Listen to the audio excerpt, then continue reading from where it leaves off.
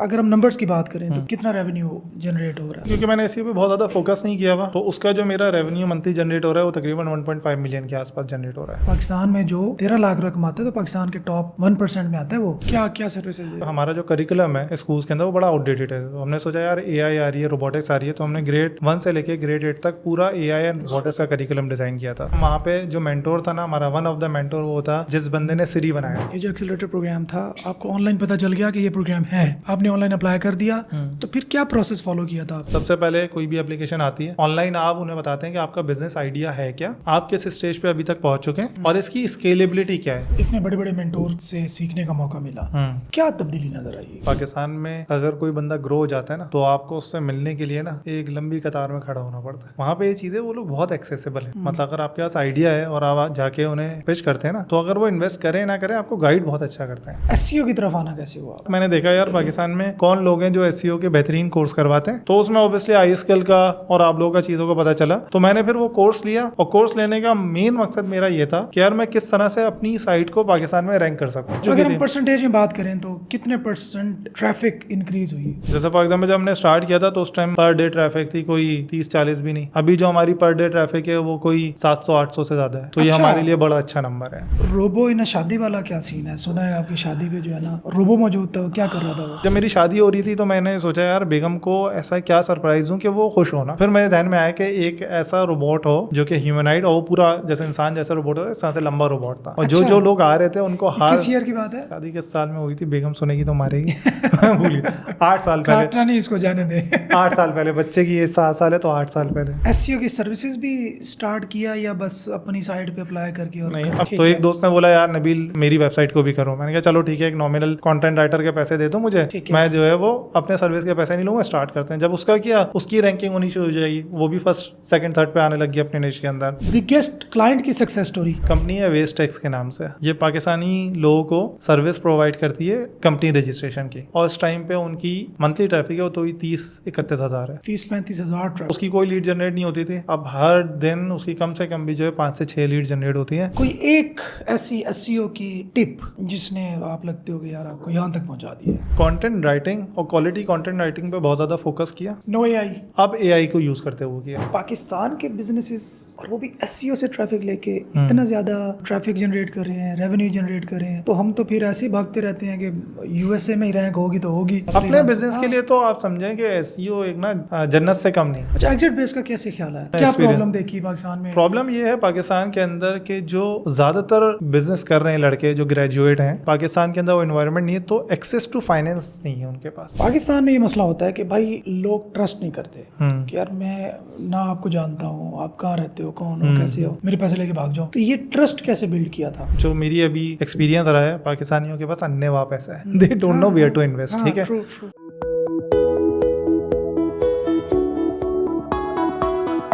अस्सलाम वालेकुम जी, मैं हूं तनवीर नाडला और मेरे साथ मौजूद हैं मोहम्मद नबील। कराची से आए हैं स्पेशली पॉडकास्ट के लिए। फ्रीलांसिंग से इन्होंने अपने करियर का स्टार्ट लिया। सिर्फ फ्रीलांसिंग से तकरीबन 1.5 मिलियन रुपीस का रेवेन्यू जनरेट कर रहे हैं और साथ एक स्टार्टअप ये चला रहे हैं एग्जिट बेस के नाम से। और इनसे हम पूछेंगे इनका जो बैकग्राउंड है वो रोबोटिक्स में है, कैसे ये रोबोटिक्स में अपने करियर का स्टार्ट लेके शिफ्ट हुए टुवर्ड्स एसईओ और एसईओ में सर्विसेज दे रहे हैं। और नोटेबल बात ये कि पाकिस्तानी बिजनेसेस को एसईओ की सर्विसेज दे रहे हैं और उससे इतना रेवेन्यू जनरेट कर रहे हैं। इसके साथ इनकी कंपनी है उसके बारे में बात करेंगे। और एक और इम्पोर्टेंट बात कि ये एज एन एक्सेलरेटर सिलेक्ट हुए थे यूएसए के अंदर, और जो सिरी, एप्पल का जो सिरी एक फीचर है उसके जो बानी है, फाउंडर है, उन्होंने इनको मेंटोर किया था। And all this was sponsored by Google. तो ये वहां तक कैसे पहुंचे और आप कैसे पहुंच सकते हैं, इससे जुड़े हुए बहुत सारे क्वेश्चन इनसे पूछेंगे। आइए आपको मिलवाते हैं मोहम्मद नबील से। नबील साहब क्या हाल है? अल्लाह का लाख शुक्र, आप सुनाएं सर कैसे? अच्छा नबील, बताएं कि ऑनलाइन फील्ड या फ्रीलांसिंग की तरफ आना कैसे हुआ, ये करियर स्टार्ट कैसे हुआ, और उसके बाद एसईओ? एक्चुअली तो स्टार्ट हुआ कोविड के दौरान। मैक्सिमम पाकिस्तानियों के साथ हुआ ना, कोविड में कुछ करने को नहीं था। कोविड में हुआ ये कि मेरी इससे पहले कंपनी थी एक एडवांस रोबोटिक्स के नाम से, कोविड की वजह से वो बेचारी पूरी डूब गई। ऑल्दो कि हम काफी बड़े लेवल पे काम कर रहे थे 250 प्राइवेट स्कूल्स के साथ। क्या सर्विसेज दे रहे हैं? हम लोग करते थे कि स्कूल्स के अंदर आपको पता है ना कि हमारा जो करिकुलम है स्कूल्स के अंदर वो बड़ा आउटडेटेड है। तो हमने सोचा यार AI आ रही है, रोबोटिक्स आ रही है, तो हमने ग्रेड 1 से लेके ग्रेड 8 तक पूरा AI एंड रोबोटिक्स का करिकुलम डिजाइन किया था और वो स्कूल्स में as a part of mandatory curriculum पढ़ाया जाता था सिंध में? पूरे पाकिस्तान में, पंजाब में भी था, KPK में भी था। और उसमें आइडिया ये था कि बच्चा जब ग्रेड 8 से पास आउट हो ना तो उसे पाइथन, रोबोटिक्स, C++, AI ये सारी चीजें आती ताकि बच्चा ग्रो हो सके। तो हुआ ये कि जब स्कूल 2 साल तक क्लोज रहे तो जाहिर सी बात है स्कूल जो है जो हमारी पेमेंट थी वो अटक गई, जो कि अच्छी खासी थी। अब हमें भी नहीं पता था कि यार ये कब दोबारा से ओपन होगा, तो that's why we had to shut down एडवान। और उसके बाद मैं सोच रहा था यार अब क्या करना चाहिए, तो उसमें फ्रीलांसिंग को भी बहुत ज्यादा ट्राई कर रहा था। तो that's how I came into कि यार फ्रीलांसिंग भी कोई चीज होती है। SEO का इससे पहले कंपनी में थोड़ा बहुत सुना हुआ था लेकिन बहुत एक्टिवली काम नहीं किया। तो दूसरा वेंचर भी ढूंढ रहा था और ये भी सोच रहा था कि यार ऑनलाइन फील्ड को भी एक्सप्लोर तो क्या मिला दूसरा वेंचर? और अच्छा, दूसरा वेंचर जो हमें मिला वो मिला एग्जिट बेस के नाम से, क्योंकि जो मेरी पहली कंपनी थी एडवान, उसके अंदर मैंने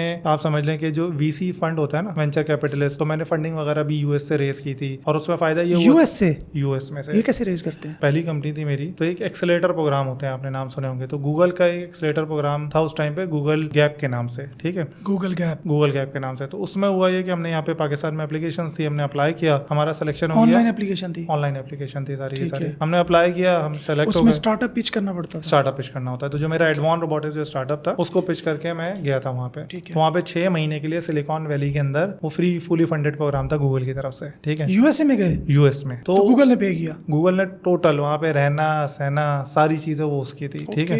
तो इस तरह के बहुत सारे और एक्सेलेटर प्रोग्राम है, खासतौर पे आई स्किल्स के पॉइंट ऑफ व्यू से हम बात कर रहे हैं तो बहुत सारे मैंने स्टूडेंट्स को देखे जो बहुत सारे टूल्स बना रहे हैं, AI रिलेटेड टूल बना रहे हैं जिनकी स्केलेबिलिटी बहुत ज्यादा है। तो अगर वो ग्रो करना चाहते हैं तो वो एक्सेलेटर प्रोग्राम इन US सर्च करें, जो एक्सेलेटर प्रोग्राम आए उन पे अप्लाई करते रहे, क्योंकि अगर आपका किसी में सिलेक्शन हो गया तो बहुत सारे ऐसे एक्सेलेटर प्रोग्राम है जहाँ आपको फंडिंग भी मिलती है। हमें अच्छा, मतलब वो आपको वहाँ पे ट्रेनिंग भी देंगे, मेंटोरशिप भी होगी, फंडेड होगा और फर्दर इन्वेस्टमेंट भी करेंगे। बिल्कुल ऐसा ही है। अच्छा, इंटरेस्टिंग। आप ये सोचें कि हम वहाँ पे जो मेंटोर था ना हमारा, वन ऑफ द मेंटोर वो था जिस बंदे ने सिरी बनाया। अच्छा, ठीक है। तो इस तरह के लोगों के साथ वहाँ पे काम करने का मौका मिला। पाकिस्तानी डायस्पोरा जो था वहाँ पे उनसे मुलाकात आई। तो 6 महीने सिलिकॉन वैली में एक बहुत लंबा अरसा होता है। तो पाकिस्तानी डायस्पोरा से मिले, उनमें से 1-2 को आइडिया मेरा पसंद आया तो उन्होंने जो है वो इन्वेस्ट किया। जब उन्होंने हमारे बिजनेस में इन्वेस्ट किया फिर हम आए पाकिस्तान, हमने उसे ग्रो किया, लेकिन कोविड आया तो उसके बाद वो बंद हो गया। मैंने ये चीज देखी आने के बाद। अच्छा, इस तरह के 2 एक्सेलेरेटर प्रोग्राम में मेरा सिलेक्शन हुआ था, एक गूगल का था और एक ड्रैपर यूनिवर्सिटी के नाम से था। ड्रैपर यूनिवर्सिटी आप समझ लें कि एक टिम ड्रैपर है जो कि one of the biggest investor है इन क्रिप्टो, और वो इन्वेस्टर है जिसने पेपॉल और फेसबुक जैसी कंपनीज में अर्ली स्टेजेस पे इन्वेस्ट किया था, ठीक है। तो बहुत बड़ा नाम है टिम ड्रैपर के नाम से। तो उसका एक प्रोग्राम था, वहां पे हम गए थे। तो 6 महीने एक अलग गुजारे थे और तकरीबन 1-1.5 महीना एक अलग गुजारा था। तो अच्छा, मैं थोड़ा सा इसमें फायदा लेना चाह रहा हूँ कि ये जो एक्सेलरेटर प्रोग्राम था आपको ऑनलाइन पता चल गया कि ये प्रोग्राम है, बिल्कुल ऐसे आपने ऑनलाइन अप्लाई कर दिया, तो फिर क्या प्रोसेस फॉलो किया था? पिच क्या किया था, क्या लिखा था उसमें कि आपको सिलेक्ट किया गया? बिल्कुल सही है। अच्छा, इसके अंदर होता है कि नॉर्मली इन जनरल मैं बता देता हूँ एक्सेलरेटर प्रोग्राम्स की एप्लीकेशन में क्या प्रोसेस होता है। सबसे पहले कोई भी एप्लीकेशन आती है ऑनलाइन, आप उन्हें बताते हैं कि आपका बिजनेस आइडिया है क्या, आप किस स्टेज पे अभी तक पहुंच चुके हैं और इसकी स्केलेबिलिटी क्या है, ठीक है, मतलब आप ग्रो कैसे कर सकते हैं इसको। ये मेन चीज जितना भी होता है जो चीजें तो सब में आपने वो अप्लाई करना होता है। जब वो आप अप्लाई कर देते हैं ना तो फिर उनका अपना क्राइटेरिया होता है बेस ऑन मेनली किस तरह का आइडिया है जो स्केल हो सकता है, ठीक है। फिर इंटरव्यूज होते हैं। अब इंटरव्यू जो है ना वो मेनली होता है कि आपके कम्युनिकेशन स्किल्स कितने अच्छे हैं। तो और फिर जाहिर सी बात है आइडिया तो क्योंकि ऑलरेडी उन्होंने सेलेक्ट किया हुआ है तभी आपको इन्वाइट किया है, तो उसके बेसिस पे फिर वो सेलेक्ट करते हैं कि हाँ हमें इतने स्टार्टअप्स को सेलेक्ट करना है। तो उसमें से we are one of them जो वहाँ पे चले गए थे। ओके, और कितने टाइम का प्रोसेस था? नॉर्मली आप ये समझे कि जो एप्लीकेशन प्रोसेस अगर मैं बात करूँ तो 2 से 3 महीने का होता है। 3 महीने बाद आप पहुंच गए USA? बस। अच्छा, मेरे लिए एक एडवांटेज ये था कि US का वीजा मेरे पास पहले से था, तो वो मुझे वीजा वाला प्रोसेस नहीं करना पड़ा, वरना पाकिस्तान में 1 साल बाद या 2 साल बाद की आपको एप्लीकेशन अपॉइंटमेंट मिल रही है, तो वो मेरे लिए एक सेफ साइड हो गई थी। इतने बड़े बड़े मेंटोर से सीखने का मौका मिला, क्या तब्दीली नजर आई? जो सबसे बड़ी डिफरेंस नजर आता है ना वहाँ पे, फॉर एग्जांपल पाकिस्तान में अगर कोई बंदा ग्रो हो जाता है ना तो आपको उससे मिलने के लिए ना एक लंबी कतार में खड़ा होना पड़ता है। वहाँ पे ये चीजें वो लोग बहुत एक्सेसिबल है, मतलब अगर आपके पास आइडिया है और आप जाके उन्हें पिच करते हैं ना तो अगर वो इन्वेस्ट करें ना करें आपको गाइड बहुत अच्छा करते हैं और आपको फील ये नहीं होता कि यार ये कोई बहुत बड़ा है। आप सोचे ना कि पाकिस्तान का एक लड़का वो गया हुआ है सिलिकॉन वैली और वहाँ पे सिरी का फाउंडर जिसको मतलब वो $1 ट्रिलियन की कंपनी है उसके अंदर उसने एक अपना एप्लीकेशन यूज किया हुआ है, तो उसके अगर कोई पाकिस्तानी बंदा करे तो नॉर्मली वो इतना चौड़ा हो जाता है कि बंदा जो है उससे बात ही नहीं कर सकता। तो एक तो सबसे अच्छी चीज ये है कि वो बहुत एक्सेसिबल है। दूसरी ये चीज बहुत ओपन माइंड है। पाकिस्तान में हम लोग पहले नेगेटिव सोचते हैं चीज को, फिर सोचते हैं कि यार पॉजिटिव हो सकता है नहीं हो सकता। नेचुरली उनके ना ब्रेन में इस तरह से ट्यूनिंग हुई हुई है कि वो हमेशा पहले पॉजिटिव सोचते हैं चीज का कि यार व्हाट आर द ऑप्शंस, कैसे ग्रो हो सकता है, क्या चीज हो सकती है। हम पहले सोचते हैं इसमें मसला क्या है,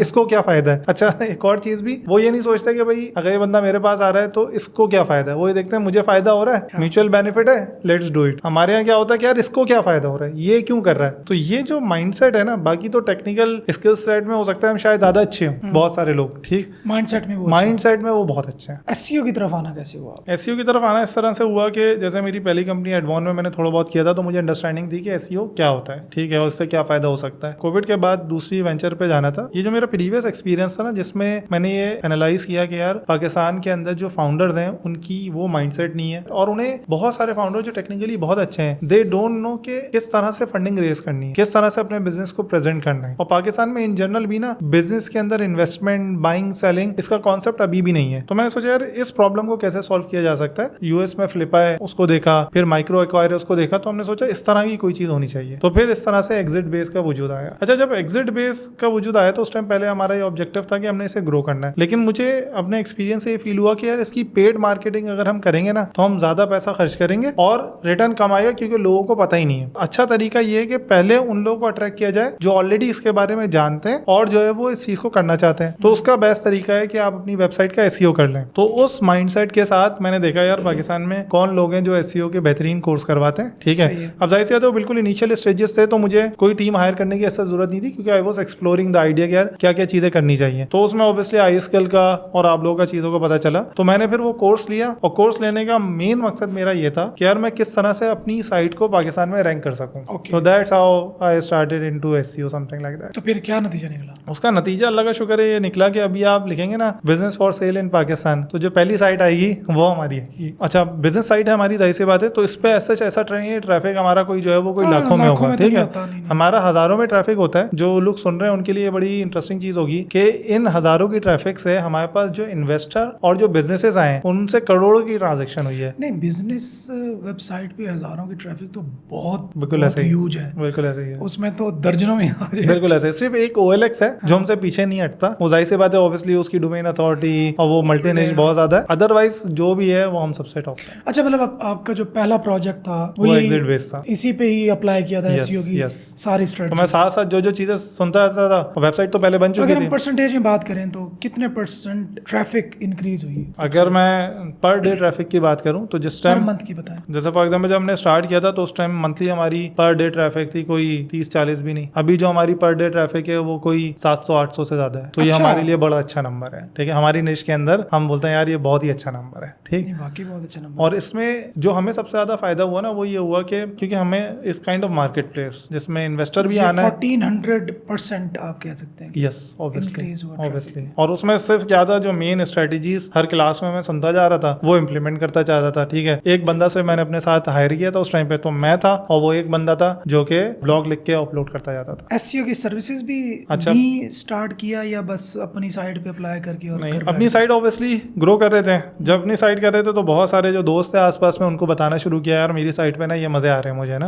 तो और मेरे जाहिर सी बात है क्योंकि बिजनेस सर्कल में मेरा ताल्लुक है, तो सारे दोस्त भी बिजनेस ही कर रहे हैं, सबकी अपनी वेबसाइट्स हैं। तो एक दोस्त ने बोला यार नबील मेरी वेबसाइट को भी करो। मैंने कहा चलो ठीक है, एक नॉमिनल कंटेंट राइटर के पैसे दे दो मुझे, मैं जो है वो अपने सर्विस के पैसे नहीं लूंगा, स्टार्ट करते हैं। जब उसका किया उसकी रैंकिंग होनी शुरू हो जाएगी, वो भी फर्स्ट सेकंड थर्ड पे आने लगी अपने निश के अंदर। फिर उसके बाद बिजनेस साइट थी वो भी, बिजनेस साइट। फिर उसके बाद एक और साइट आई, वो भी बिजनेस साइट दोस्त की थी, वो भी अपनी रैंकिंग में फर्स्ट आने लग गई। तो फिर हमें लगा कि यार ये तो अच्छा बिजनेस है, किया जा सकता है जब दोस्तों की रैंकिंग हो रही है। तो उसके बाद फिर एक्टिवली जो एक टीम बिल्ड की। इस टाइम पे हमारे पास एसईओ की जो टीम है वो तकरीबन 10 से 12 लोगों की टीम है, ठीक है, जो फुल टाइम सिर्फ एसईओ कराची में नहीं है, सारी रिमोट। तो कंटेंट राइटर में मुझे लगा कि सिर्फ फीमेल्स होनी चाहिए, तो हमारे पास टोटल जो टीम है वो फीमेल्स की है और हम आगे भी यही कर रहे हैं कि female only SEO agency kind of. अच्छा इंटरेस्टिंग यार, इंटरेस्टिंग। और सारे रिमोट पे। एक जो हमारी हेड है जरी बात है यार, आपके देखो ना, आप जब उन्हें इन पर्सन बिठाओगे तो लाइट भी जलनी है, एसी भी चलना है, बिल्कुल ऐसे ही है, पंखा भी चलना है, बिल्कुल खाना भी खाना है, उनके आने जाने का भी है, उनके लिए बेनिफिट है, आपके लिए अब benefit हमारी जो एसईओ लीड है वो खारिया में रहती है। अगर हम नंबर्स की बात करें तो कितने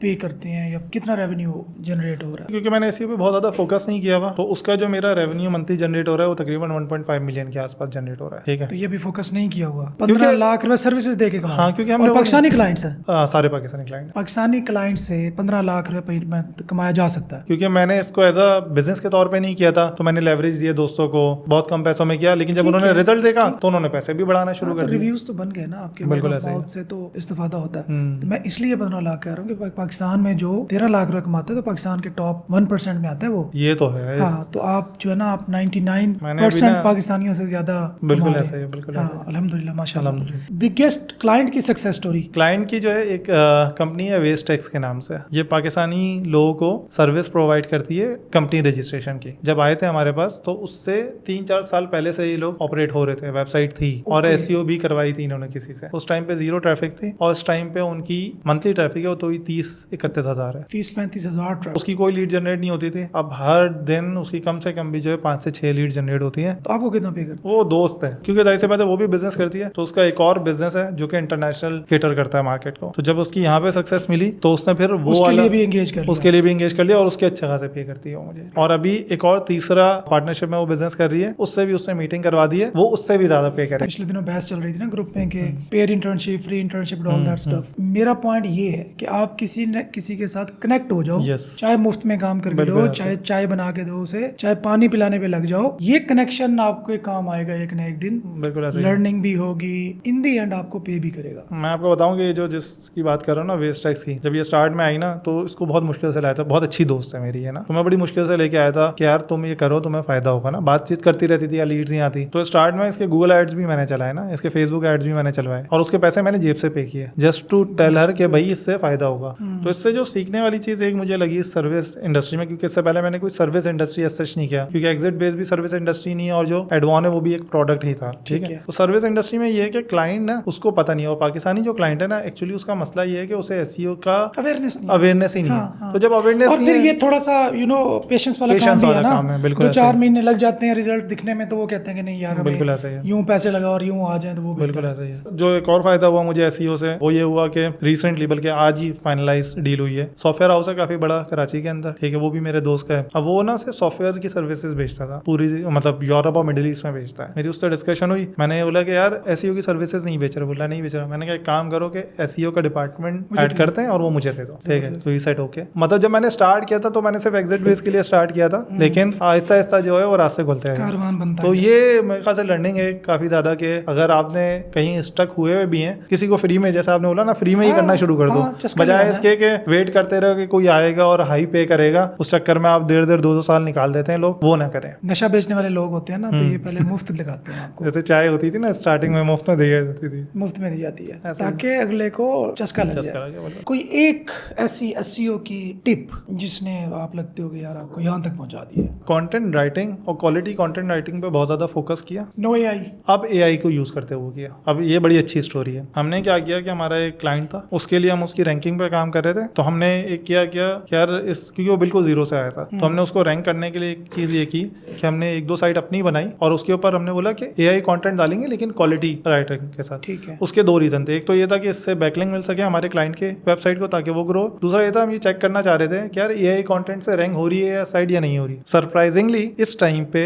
जो हमारे क्लाइंट की साइट है वो नीचे आती है और वो टॉप पे आती है। उसका रीजन ये है कि एआई कंटेंट की वजह से हमारी फ्रीक्वेंसी बहुत बढ़ गई। जाहिर सी बात है, जो ह्यूमन रिटर्न है वो एक दिन में एक ही लिखेगा अच्छा हाई क्वालिटी कंटेंट, एआई के जरिए वो 2 कंटेंट आराम से लिख देता है। ठीक है। दूसरी चीज हमने उसे एग्जैक्ट डोमेन मैच जो होता है EMD वो लिया था हमने, तो उसकी वजह से वो ऊपर रैंक कर रहा है। तो एआई कंटेंट वर्क कर रहा है अगर आप सही तरह से एक फ्रेमवर्क बना के करें। इफ यू वांट तो मैं उसको एक्सप्लेन भी कर सकता हूँ। जी प्लीज प्लीज। हमने क्या किया, हमने ये देखा कि यार जो चीज हम मैनुअल करते हैं, हम मैनुअल के साथ करते हैं। जब मुझे कंटेंट लिखना होता है ना, तो हमने क्या किया कि हमारे जो कीवर्ड है उसके ऊपर जो टॉप 5 रैंक कर रहे हैं ना, हम उनको पहले निकाल लेते हैं कि भाई ये टॉप 5 रैंक कर रहे हैं। अब ये जो टॉप 5 ब्लॉग रैंक कर रहे हैं, इनका हम पूरा जो स्ट्रक्चर है ना वो कॉपी करते हैं अपने पास। ठीक है। हमारे पास स्ट्रक्चर आ गया। जब स्ट्रक्चर पूरा आ जाता है तो उस पूरे स्ट्रक्चर को उठाते हैं। अच्छा, पहले हम क्या करते थे मैनुअली, मैं बता रहा हूँ। उस स्ट्रक्चर को उठाते थे, उसमें देखते थे कौन सी कॉमन चीजें उनको साइड करते थे, कौन सी यूनिक चीजें उनको लगाते थे और उसके अंदर अपने हिसाब से वैल्यू एडिशन करते थे। ठीक है, मैनुअल। ये सारा मैनुअल होता था। और फिर उसके बाद उसको कंटेंट राइटर, जब स्ट्रक्चर बन जाता था कंटेंट राइटर को देते थे, वो फिर उस स्ट्रक्चर के अंदर रिफाइन करके करता जाता था। ये बहुत हेक्टिक प्रोसेस था। अब हमने क्या किया है एआई के थ्रू कि हमने वो जो स्ट्रक्चर है, अभी भी वही मैनुअल आता है, 5 वेबसाइट आ गई, उनका ब्लॉग आ गया, उस ब्लॉग को 5 के 5 ब्लॉग्स को हम दे देते हैं एआई को। हम बोलते हैं भाई ये 5 ब्लॉग्स हैं, इस कीवर्ड पे रैंक कर रहे हैं, इसका स्ट्रक्चर जो है वो निकाल के दो, कॉमन पॉइंट अलग करो जो हम मैनुअल करते थे और जो यूनिक पॉइंट है वो अलग करो ताकि एक स्ट्रक्चर वे में हेडिंग आ जाए। तो वो जो काम मेरा बंदा जो है वो 2-3 घंटे लगा के करता था, वो एआई 5-10 मिनट में करके दे देता है। तो उससे क्या फायदा होता है मुझे स्ट्रक्चर प्रॉपर मिल जाता है। उस स्ट्रक्चर के बाद हम क्या करते हैं, जब वो स्ट्रक्चर आ जाता है, स्ट्रक्चर को देते हैं गेन एआई को और हर हेडिंग वाइज, और उसको बोलते हैं कि यार ये जो तुम्हें पहले दिए थे ना मैं ब्लॉग, उसके हिसाब से फॉलो करते हुए हर हेडिंग के बारे में लिखते जाओ। तो ये हेडिंग एआई के थ्रू लिखवाते चले जाते हैं, और उसके बाद जो कंटेंट लिखा जाता है, होता तो एआई रिटन है, लेकिन उसके अंदर हमारा इतना ज्यादा इनपुट होता है कि वो गूगल की नजर में बहुत ज्यादा इन्फॉर्मेटिव कंटेंट हो जाता तकरीबन 1.5 मिलियन रुपीस। अच्छा, ये रेवेन्यू प्रॉफिट है, है। रेवेन्यू इसने क्या इम्पैक्ट डाला लाइफस्टाइल पे? लाइफस्टाइल पे बहुत ज्यादा नहीं डाला मेरी उसके ऊपर। उसका रीजन ये है कि एग्जिट बेस मेरा ज्यादा कमाता है। पाकिस्तान के बिजनेसेस, और वो भी एसईओ से ट्रैफिक लेके इतना ज्यादा ट्रैफिक जनरेट कर रहे हैं, रेवेन्यू जनरेट कर रहे हैं, तो हम तो फिर ऐसे ही भागते रहते हैं कि यूएसए में ही रैंक होगी तो होगी। देखिए पाकिस्तान में इस वजह से रैंक करना थोड़ा आसान है कि सर कंपटीशन कम है, ठीक है। यूएस में तो आप लेकिन बिजनेस है, बिजनेस तो है ऑब्वियसली। पॉइंट ये है कि एक तो कंपटीशन कम है, बिल्कुल ऐसे, लेकिन बिजनेस एग्जिस्ट करता है। बिजनेस एग्जिस्ट करता है। वो ये कि हाँ रुलाते हैं लोग, जिस तरह से मैंने बताया, कम पैसे देते हैं, लेकिन इनिशियली करना पड़ेगा अपने बिजनेस के लिए। चलिए छोड़ दें आप अपने बिजनेस के लिए, तो आप समझें कि एसईओ एक ना जन्नत से कम नहीं। आपको एग्जिट बेस के अंदर मैं बात बताऊं कि अभी तक हमने कोई पेड ऐड नहीं रन किया इस टाइम तक। अगर मैं आपको ट्रांजैक्शंस बताऊं, मैं ये नहीं बताऊंगा रेवेन्यू क्या है, लेकिन जो ट्रांजैक्शन हुई कि किसी ने बाय किया हमारे उसके साथ, या किसी ने फ्रेंचाइज में इन्वेस्ट कर दिया, ठीक है, तो तकरीबन कोई 60 से 70 करोड़ का अमाउंट बनता है। ठीक है, पाकिस्तान में 60-70 करोड़ की ट्रांजैक्शन। क्योंकि आप देखें ना, कोई भी एक फ्रेंचाइज अगर लेनी है तो वो 2 करोड़ की फ्रेंचाइज बनती है, तो 2 करोड़ की फ्रेंचाइज तो ऐसी हो गई। इसी तरह से कोई अगर आप लेट सपोज किसी बिजनेस को बाय करना चाह रहे हैं, ठीक है, ई कॉमर्स बिजनेस है, वो 20 से 25 लाख का नहीं है, तो हमारा जो आइटम है हाई टिकट आइटम है, तो ये ट्रांजैक्शन बड़ी प्रैक्टिकल है। मतलब हमारा तो है ख्वाहिश कि अगले आने वाले सालों में पर मंथ ये ट्रांजैक्शन होनी शुरू हो जाए हमारी, इंशाल्लाह। अच्छा, एग्जिट बेस का कैसे ख्याल आया था? एग्जिट बेस का जैसे मैंने बताया ना कि हमें ये लगा, जो मेरा अपना क्या प्रॉब्लम देखी पाकिस्तान में? प्रॉब्लम ये है पाकिस्तान के अंदर के जो ज्यादातर बिजनेस कर रहे हैं लड़के जो ग्रेजुएट हैं, क्योंकि उनका बिजनेस बैकग्राउंड नहीं है, पाकिस्तान के अंदर वो एनवायरनमेंट नहीं है, तो एक्सेस टू फाइनेंस नहीं है उनके पास, और उन्हें पता ही नहीं है कि फाइनेंस लेना कैसे है। एग्जिट बेस क्या कर रहा है कि उनको हेल्प कर रहा है कि किस तरह से अपनी बिजनेस के लिए फंडिंग रेज कर सकते हो, किस तरह से अपने बिजनेस में अगर तुम्हें इन्वेंट्री बाय करनी है या कोई मशीन बाय करनी है, तो उसके लिए फाइनेंस कैसे ले सकते हो। तो हम एज अ मीडिएटर के तौर पर वर्क कर रहे हैं। लेट सपोज आप आए, आपने बोला नबील मेरी जो है वो फैक्ट्री है आइसक्रीम बनाने की, अब मुझे एक मशीन खरीदनी है चाइना से जो कि 50 लाख की मिलती है, बैंक मुझे पैसे नहीं देगा क्योंकि जाहिर सी बात है मैं तो छोटा बिजनेस हूँ। तो हम क्या करते हैं, हमारे पास पूल ऑफ इन्वेस्टर है जो कि एग्जिट बेस की साइट से बना है एसईओ के थ्रू। पहले ड्यू डिलिजेंस करते हैं, सारी चीजें करते हैं उस बिजनेस की, फिर अगर हमें लगता है कि हाँ ऑथेंटिक बंदा है, पैसे रिटर्न कर देगा, तो फिर उन इन्वेस्टर को पेश करते हैं कि भाई ये अपॉर्चुनिटी आई हुई है, इफ यू आर इंटरेस्टेड। तो जो इंटरेस्टेड होता है उसको फिर हम उस बिजनेस के साथ कनेक्ट करवा के उसकी फाइनेंसिंग करवा देते हैं। और जो सबसे बड़ा प्रॉब्लम सॉल्व कर रहे हैं ना, हम वो ये कर रहे हैं कि पाकिस्तान में आपने ये बहुत ज्यादा सुना होगा कि मैंने बिजनेस में इन्वेस्ट किया, वो बंदा मुझे चूना लगा के चला गया, डबल शाह XYZ। उसका जो सबसे बड़ा प्रॉब्लम है ना, वो ये कि जब एज ए इंडिविजुअल मैं किसी बिजनेस में इन्वेस्ट कर रहा हूँ, तो मुझे ये पता ही नहीं है कि इस बिजनेस की ड्यू डिलिजेंस कैसे करनी है। आप एक सिंगल बंदे के मुंह के बात के ऊपर आपने जो है पैसे कर दिए, क्या आपने जाके देखा कि यार इस बिजनेस की ट्रैक हिस्ट्री क्या है, वो कितने साल से कर रहा है। ऐसे बिजनेस में इन्वेस्ट करें जो कम से कम 7 साल से रन हो रहा हो, ठीक है, ताकि उसकी प्रोबेबिलिटी भागने की कम हो जाए। फिर आपने ये देखा कि उसकी टीम बैठ रही है नहीं बैठ रही, ये अकेला तो नहीं है जो आपको सिर्फ चूना लगाने आया है। तो लोग ना ड्यू डिलिजेंस ही नहीं करते। तो एग्जिट बेस एक्चुअल अगर मैं बोलूँ ना, जो गैप फिल कर रहा है वो ड्यू डिलिजेंस का फिल कर रहा है कि इन्वेस्टर को और बिजनेस ओनर को कनेक्ट करवाए, लेकिन इन्वेस्टर को एक सेफ हेवन की तरह या सेफ बिजनेस अपॉर्चुनिटी दिखाए जहाँ उसके लॉस ना हो। अच्छा, पाकिस्तान में ऐसा होता है कि लोग जब नया बिजनेस स्टार्ट करना चाहते हैं, इस तरह का रेप्लिकेट करना चाहते हैं, बेसिकली आप समझ लें कि हमने फ्लिपा को रेप्लिकेट कर दिया, ऐसे ही हमने एम्पायर स्लीपर्स को रेप्लिकेट कर दिया। पाकिस्तान में ये मसला होता है कि भाई लोग ट्रस्ट नहीं करते कि यार मैं ना आपको जानता हूँ, आप कहाँ रहते हो, कौन हो, कैसे हो, मेरे पैसे लेके भाग जाओ। तो ये ट्रस्ट कैसे बिल्ड किया था? देखिए ट्रस्ट इस तरह से बिल्ड किया था, एक तो ये था कि इनिशियली जो हम जिस बिजनेस में भी हमने इन्वेस्टमेंट या फाइनेंसिंग करवाई ना, तो वो बिजनेस वो थे जिनको हम खुद पर्सनल लेवल पे जानते थे, क्योंकि बिजनेस कम्युनिटी से ताल्लुक है तो हमें पता है ये लोग ऑथेंटिक है। तो हमने पहले काम ही उन्हीं के साथ किया ताकि इन्वेस्टर के पैसे टाइमली रिटर्न हो। और पाकिस्तान में जो मेरी अभी एक्सपीरियंस रहा है, पाकिस्तानियों के पास अन्य पैसा है, they don't know where to invest, ठीक है। तो जब वहां से लोगों को इन्वेस्ट करवाया, उन्हें मंथली बेसिस पे रिटर्न मिलना शुरू हुआ और उनके कैपिटल अमाउंट उन्हें वापस मिल गया, तो फिर वो दोबारा खुद भी आए और अपने दोस्तों को भी लेके आए। तो इस तरह से ये रोलिंग अप चलना शुरू हो गई है। और अब न्यू बिजनेसेस भी आ रहे हैं। अब जैसे न्यू बिजनेस का आपने पूछा ना ट्रस्ट कैसे बिल्ड करते हैं, तो मैंने आपको बताया था, मैं जब मैं यहाँ रहता था फैसलाबाद से ये होता हुआ आया 2 बिजनेस से मिलता हुआ, वो ड्यू डिलिजेंस का प्रोसेस है कि हम देखते हैं कि भाई ये बोल रहा है कि यार मैं मैन्युफैक्चरिंग करता हूँ, तो वाकई में फैसलाबाद में कोई मैन्युफैक्चरिंग की फैसिलिटी है या नहीं है। तो ये सारी चीजें हम करते हैं। आपको कोई डमी दिखा दे फिर नहीं, वो आइडिया हो जाता है ना। मतलब लेट सपोज अभी आइसक्रीम का एक कंपनी है, उसने हमें बुलाया हुआ था कि यार हमारी फ्रेंचाइजिंग करो, तो हमने जब जाके देखा अब आइसक्रीम की वो डमी नहीं बना सकता ना, वो इतनी बड़ी फैक्ट्री, इतने बड़े चिलर उसने लगाने हैं, तो चिलर होंगे तो होगा वो काम। रोबो इन शादी वाला क्या सीन है? सुना है आपकी शादी पे जो है ना रोबो मौजूद था, क्या कर रहा था वो? मैं बाय प्रोफेशन अगर डिग्री की बात करूँ ना तो मैंने NED से इलेक्ट्रॉनिक्स इंजीनियरिंग की है, मास्टर्स किया मैंने रोबोटिक्स में साउथ कोरिया से, और फिर जर्मनी में एज अ रिसर्चर रहा हूँ मैं रोबोटिक्स में। तो एक्चुअली मैं रोबोटिक्स इंजीनियर का हूँ। बंदा हूँ। जब मेरी शादी हो रही थी तो मैंने सोचा यार बेगम को ऐसा क्या सरप्राइज दूं कि वो खुश हो ना। मैंने कहा गोल्ड की अंगूठी या कुछ वो तो सभी देते Traditional हैं, है। उसमें क्या है। फिर मेरे ध्यान में आया कि एक ऐसा रोबोट हो जो कि ह्यूमनाइड और वो पूरा जैसे इंसान जैसा रोबोट होता है, इंसान से लंबा रोबोट था। और जो लोग आ रहे थे उनको हार। किस ईयर की बात है? शादी किस साल में हुई थी, बेगम सुनेगी तो मारेगी। भूलिए 8 साल पहले। काटना नहीं, इसको जाने दे।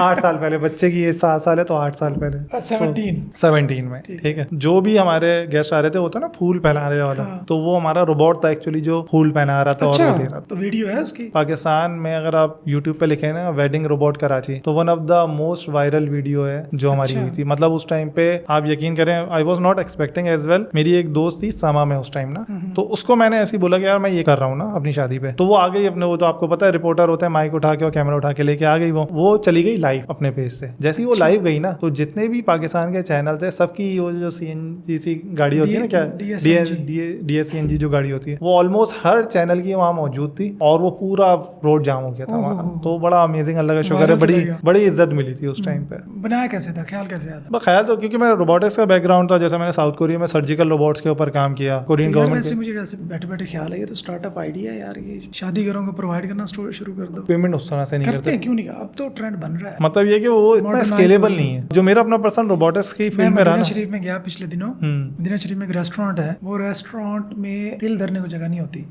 और वो मस्जिद नबवी शरीफ से काफी फासले पे है, ये भी नहीं कि बिल्कुल करीब है। उसका आप कह दो कि यूनिक सेलिंग प्रपोजिशन क्या है कि उन्होंने एक रोबो खड़ा किया हुआ है और रोबो क्या करता है, कॉफी या चाय सर्व कर देता है।